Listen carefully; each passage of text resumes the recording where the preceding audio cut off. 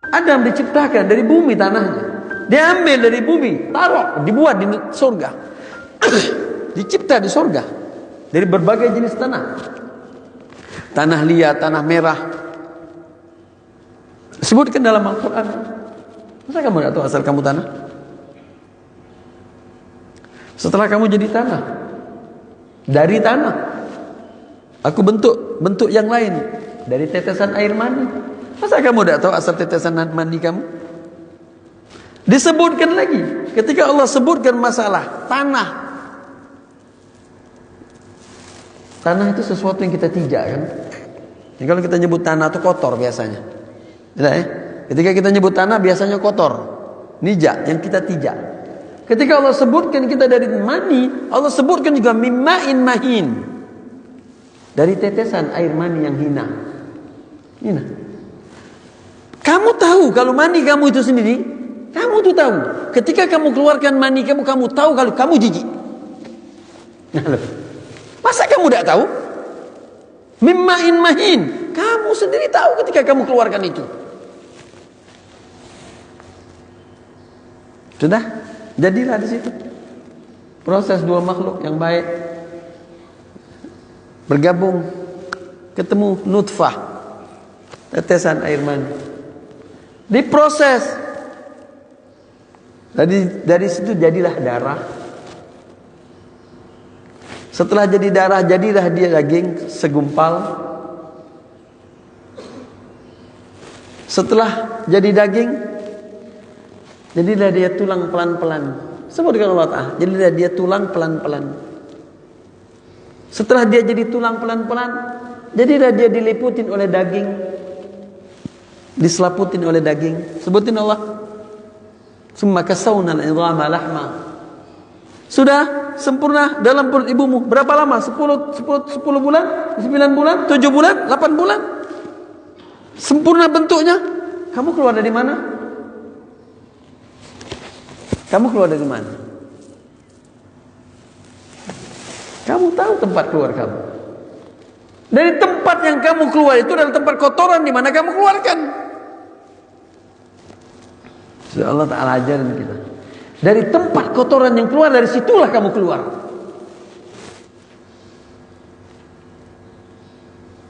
Manusia ini hina ketika tidak kenal Allah. Manusia hina kalau jauh dari Allah. Karena proses kehidupannya memang hina. Dibentuk seperti itu. Nih lihat kamu. Ya. Tetesan. Kamu sendiri jijik. Darah. Kamu sendiri jijik. Ya kan? Keluar dari tempat kotoran. Kalau kamu tidak bisa meningkatkan diri kamu, siapa kamu? Kamu mahina. Kamu nggak ada apa-apanya kamu itu. Keluar jadi baby, kamu jadi ngapain keluar dari baby? Kamu keluar baby nangis. Tak ada baby yang keluar yang tidak nangis. Semua nangis. Tidak bisa berpisah dengan alam semulanya. Dia pikir alam semulanya itu adalah alam yang paling besar, alam rahim. Dia pikir seperti itu. Begitu keluar langsung nangis. Dia tidak mau berpisah dengan alam rahim dia. Tsumma ansha'nahu khalqan akhar. Lalu kami jadikan kamu berbentuk lain, makhluk yang sempurna namanya bayi.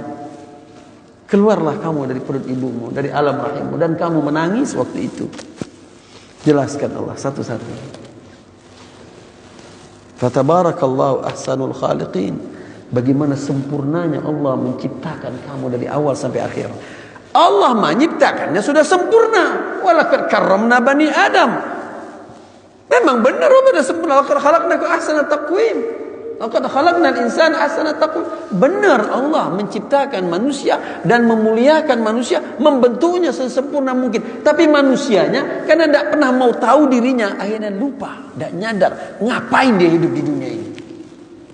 Ngapain dia hidup di dunia? Duduk 60-70 tahun, ngapain di dunia? Pikir gratis. No. Pelan-pelan Allah kasih kita nasihat. Pelan-pelan. Sadar tak sadar urusan pribadi.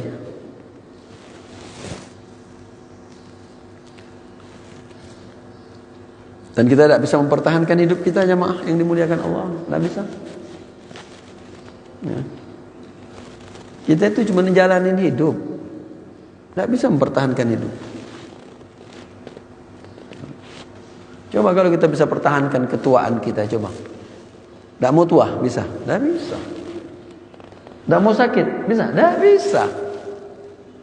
Dan setiap hari kita dihadapkan kepada perubahan itu. Setiap hari ada perubahan.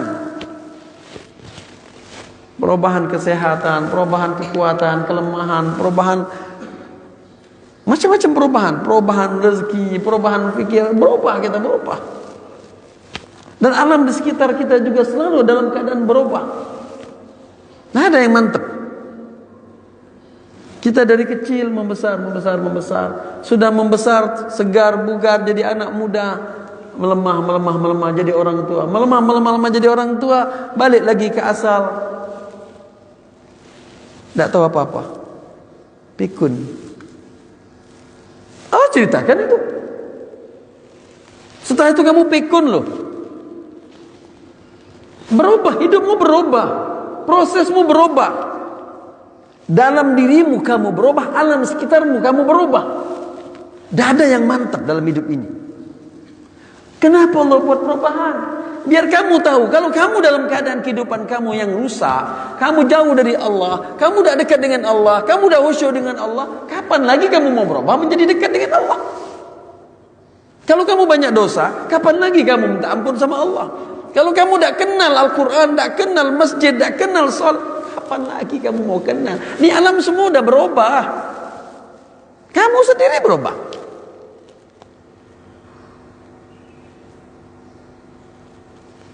Jalan yang lurus, ujung-ujungnya nanti miring-miring jalannya. Karena stroke. Ya, stroke ringan kayak stroke berat, kayak setengah berat, kayak pokoknya stroke, miring-miring jalan. Berubah dah tuh. Makan yang kemarin bisa 2 piring, sekarang sesendok 2 sendok. Nggak bisa dipaksain. Sesendok 2 sendok. Makan yang dulunya semua masuk. Yang keras, yang lembut, yang panas, yang dingin, masuk semua. Setelah itu tidak bisa. Apa? Mata yang bisa memandang dulunya dengan kuat, dengan tajam semua. Setelah itu kemana pandangan matamu? Pendengaranmu yang bisa mendengar dari jarak jauh, mana pendengaranmu? Wajahmu yang dulunya segar bugar, mana sekarang kesegaran dan kebugarannya jadi keriput. Jalanmu yang membungkuk, semua berubah. Alam sekitarmu berubah, dirimu berubah. Tak ada yang tak berubah. Zahir badanmu, batin badanmu, semua berubah. Kamunya mau berubah enggak? Makanya Allah bilang, dalam hadis Rasulullah bilang, ada hadis menyatakan, orang kalau sudah 40-50 tahun belum berubah lagi, sedang mencetak tempat tinggalnya di neraka. Sedang mempersiapkan tempat tinggalnya di neraka. Kalau sudah 40-50 tahun belum lagi berubah untuk jadi manusia baik, menjadi manusia saleh, menjadi manusia minta ampun, kalau siap-siap lagi membangun tempatnya di neraka. Dalam hadis katakan seperti itu. Dan umur kita ini, apa kata Rasulullah SAW dalam hadis? A'mar ummati baina 60 was 70. Umur umatku antara 2. Antara 60 70. Nabi bilang kayak gitu. Antara 60 70 dah. Umumnya umur umatku antara itu. Ada sih yang di antara 90 tuh ada, tapi umum mayoritas 60 70. 60 61 62 63 sampai 69. Lepas 69 masuk 70. 71 72 73. 73 ujungnya 79, 80 biasa enggak jadi. Dah selesai dah. Biasanya 80, 81, 89 enggak sampai 100. 90 udah selesai dah. Kita cek di kampung ini. Yang dulu makanannya sehat, 4 sehat 5 sempurna itu. Berapa banyak mereka yang makan 4 sehat 5 dengan segala macam fasilitas kelebihan hidupnya. Berapa lama hidup mereka? 100 tahun? No. 60, 70. 61 sampai 69. 71 sampai 79. 80, 89 jarang. Jarang. Berubah, saudara. Subhanallah. Kayak teguran Rasulullah kepada kita tentang masalah umur tadi bisa membentuk sebuah perubahan. Jalan pintu masuknya adalah i'rif nafsak. Kamu tahuin diri kamu siapa. Siapa diri kamu? Coba tahuin. I'rif nafsak. Rahimallahu mra'an arafa qadra nafsih, kata Rasulullah. Allah sayang sama orang-orang yang tahu siapa dirinya. Tahu kadar dirinya, tahu siapa dirinya itu siapa. Yang kita ceritakan proses awal tadi dari tanah, kemudian dari mani dan seterusnya dan seterusnya. Allah sayang sama orang-orang tersebut. Rahimallahu mra'an arafa qadra nafsi. Yang akhirnya ujungnya adalah ngadap Allah. Berapa menit lagi? Sudah habis. 10 menit lagi atau 5 menit lagi. Rahimallahu mra'an arafa qadra nafsi. Jalan pintu masuk kita untuk membuat perubahan adalah bagaimana kita kenal siapa diri kita. Sekali-sekali kita bercermin di depan cermin gitu. Ya. Siapa saya di depan kaca? Depan cermin. Siapa saya? Lihat dari kepala sampai ke ujung kaki, lihat siapa kita ini sebenarnya. Nama saya siapa? Ahmad, Habib Ahmad. Coba lihat, ya Allah, siapa saya? Apa yang ada pada diri saya? Dari mana saya semula asal? Untuk apa saya diadakan? Ngapain saya ini sekarang hidup? Coba kita bercermin depan mata. Kita tanyain siapa diri kita. Ini arif nafsak. Ketahuin siapa dirimu. Karena Allah sayang kepada orang yang mengenal siapa dirinya. Allah sayang.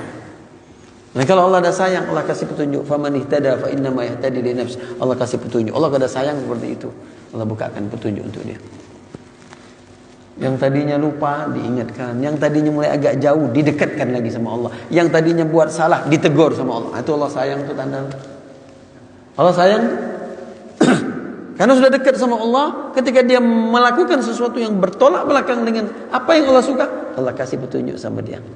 Dia buat dosa pun Allah tegur dia. No, stop. Karena ada dekat, Allah ada sayang sama dia. Jangan terusin. Dia tegur, kadang-kadang tegurannya lembut, kadang-kadang tegurannya keras. Dia tegur. Karena Allah ada sayang dah. Kadang-kadang dilukain sama Allah, dibikin luka sama Allah, dikasih eksiden sama Allah, dijatuhkan bisnisnya oleh Allah, ya. Dibenturkan oleh Allah Ta'ala dalam kehidupannya. Biarkan Allah Ta'ala. Tapi Allah ngasih tahu sama dia, aku tegur kau karena aku sayang kau. Tapi ada manusia Allah tidak sayang lagi, Allah biarkan buat sekendak kamu, buat sekendak-kendak kau. Lantaklah, bahasa Palembang aja, lantaklah, buatlah. Nah itu na'udzubillah. Kita jangan sampai berada dalam posisi hidup kita Allah berkata seperti itu, if'al masyi', buat sekendak engkau. Jangan. Tapi kita kepengen ya Allah tegur pada saat kita salah, pada saat kita lupa, pada saat kita ngelantur. Tapi itu terjadi kalau manusia itu kenal Allah. Hatinya yang kenal Allah, hatinya mencoba untuk kenal Allah, hatinya mencoba untuk dekat ke Allah, hatinya ingin mencoba membuka kepada Allah. Ditegur sama Allah, sadar dia, ini teguran dalam rangka untuk dia bangkit kembali. Tapi begitu Allah sudah tidak tegur, Allah biarkan saja, pertanda Allah sedang mengancam. Allah sedang mengancam tu. Innallah, kata Rasulullah, innallaha yumhil wala yuhmil, kata Rasulullah. Innallaha yumhil wala yuhmil. Allah itu mengulur.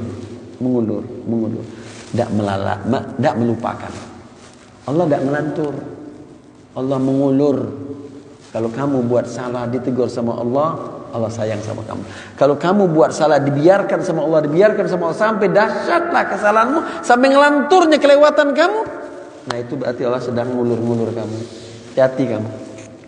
Sampai pada satu titik sudah geramnya Allah, habis kamu dihabisi dalam hitungan sekelip mata. Dan berapa banyak manusia dihabisin Allah Ta'ala dalam sekelip mata, hitungan menit. Dalam hitungan menit. Di kejadian Turki, gempa bumi Turki, ada satu orang kaya punya apartemen, 36 apartemen. Ini cerita tentang bagaimana Allah mengakhiri hidup seseorang ya. Punya 36 apartemen. Dalam kejadian gempa bumi, semua apartemen 36-nya hancur berantakan. Akhirnya sekarang hidupnya makan dari emperan-emperan, minta bantuan dari orang. Dikasih roti-roti, ngemis sana ngemis sini, dikasih. Dasarnya belas kasihan. 36 punya apartemen. Bangun, developer apa bahasa kita sekarang. Dalam hitungan menit. Seret, habis. Sekarang makan minum dari belas kasih negara. Hati-hati. Hidup ini sebenarnya tidak gampang. Hidup ini tidak gampang.